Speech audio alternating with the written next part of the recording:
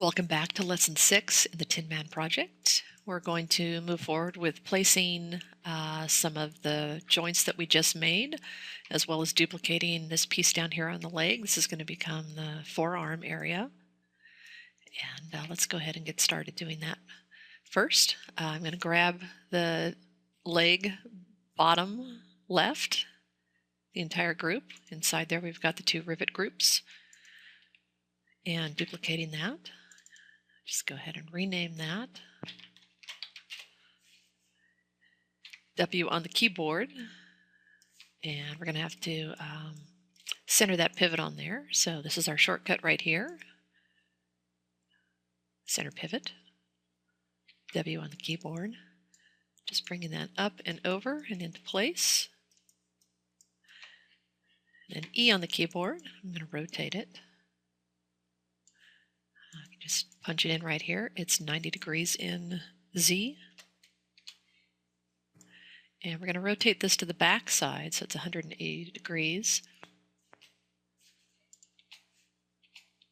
And take a look at that. Okay, that's in position. And let's go ahead and place some of our joints that we created in the library around. I'm going to turn the library on.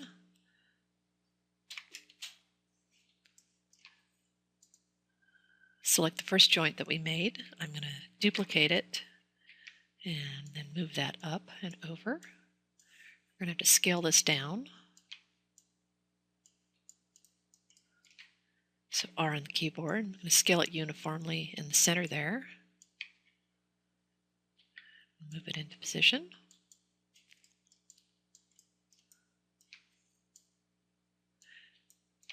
So from the front view, this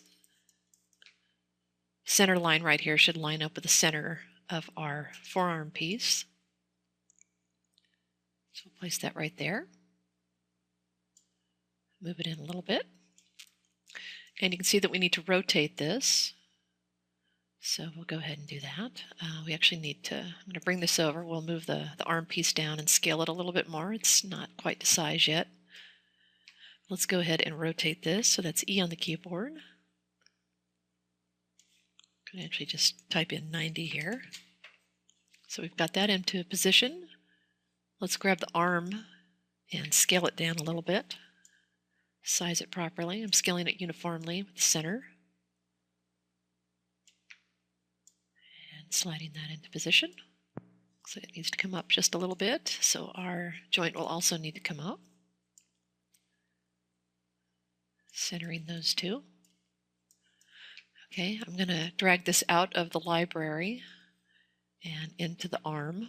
Double click on it and just take out main. Call it joint 3. So we've got that into position. So the joint for the wrist right here is the second one we made. It's down here. Control D to duplicate it. Move that up and over. And scaling that down with R on the keyboard.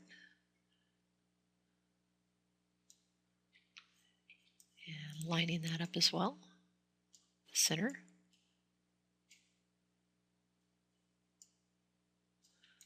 Okay. And we'll drag this out as well into the arm. Double click on it. Just take out main. It'll be joint 4. All right, and let's duplicate, let's make the one here for the knee. We'll have to do a little bit of customizing. I actually created some indents on both of these, kind of like a ball and socket type of armature, kind of modeling it after that. So I'm going to select joint main 1 in our library again, Control D, bring that up to here. Center it on that leg piece. Let's scale it down a little bit. I'm at roughly 0.5. E on the keyboard. And we're going to rotate this 90 degrees in Y. come over here and just position it up a little bit. It's still a little bit large, so I'm going to scale it down again.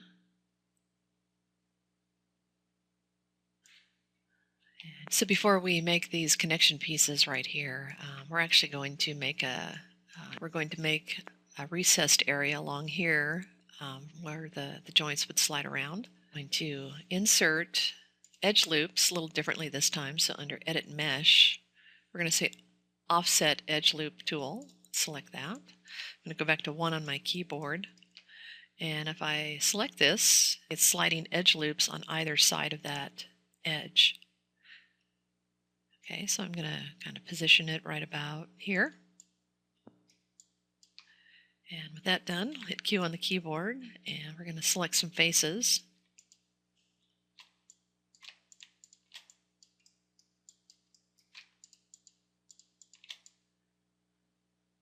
Just select this group right here. Actually, I'm going to take those off, and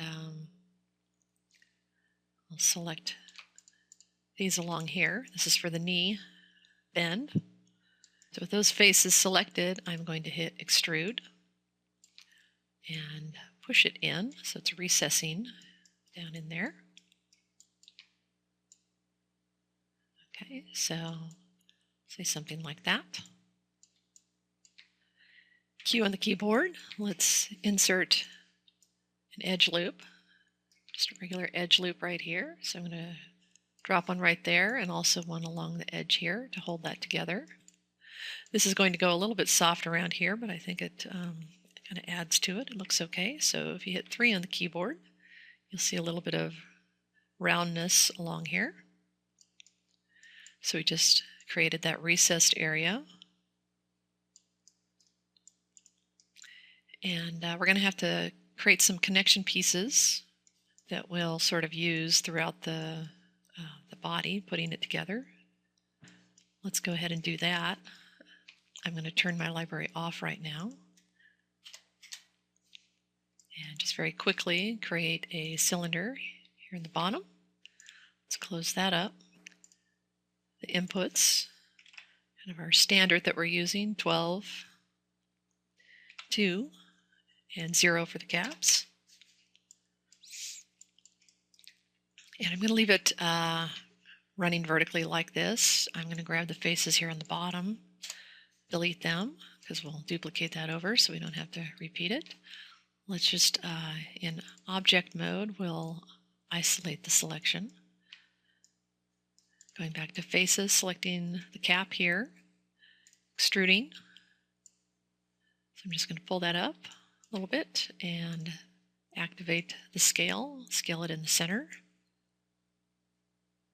Okay. I just pull that up a little bit higher. So this is nothing terribly fancy. We're just kind of making a little connection piece, and we can insert some edge loops here to hold that together.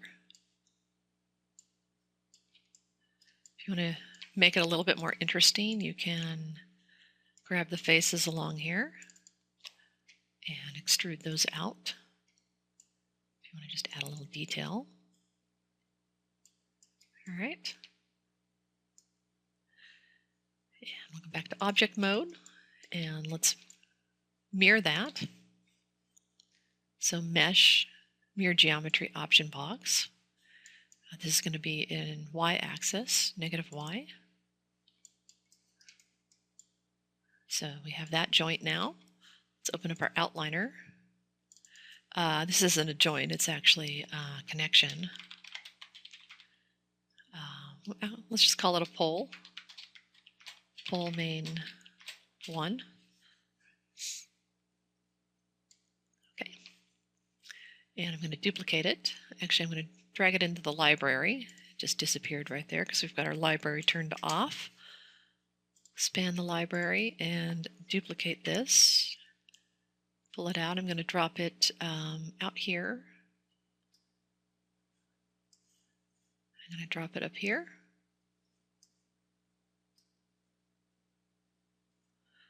And go ahead and turn our library off. Control H will turn it off. It's the shortcut. So here's my pole main. I'm just going to take main out. can call this pull 1.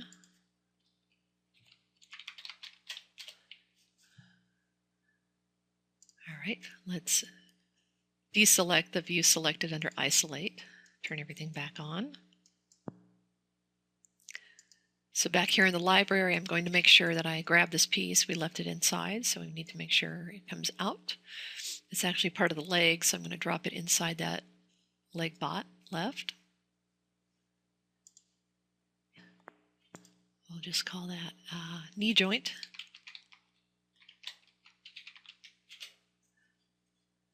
And we'll turn the visibility of the library off. Control H turns that off. Close the outliner. So we've got this piece right here. That is our pole, and we need to scale it down quite a bit. Let's go ahead and do that. And move it up into position. Side here. I'm going to hit F on the keyboard to frame up on it. Scale it down a little more. Should fit inside there. Okay. And we'll actually line it up a little bit better here in the front view. I'm in X-ray mode here, so I'm seeing through my geometry. I'm going to actually scale it in Y and bring that up like that. About right there. Come back here and take a look at it. All right. So I'm seeing a little bit of the edge right there. And it's tucked in down inside this piece here. All right, so we've got that in place now. We can do the same here for these connections. We can create the recessed area on this one. It's going to be a little bit different. Let's go ahead and activate that offset edge loop tool. I'm going to hit 1 on my keyboard to see a little bit better. So I'm just sliding along that center edge and making this one a little bit narrower. All right. And Q on the keyboard to deselect that. And with that done, I'm going to select faces on here. I'm starting here.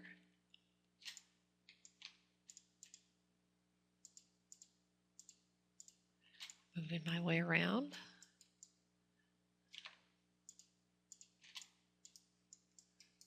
And we probably should have isolated this. We're kind of running into a little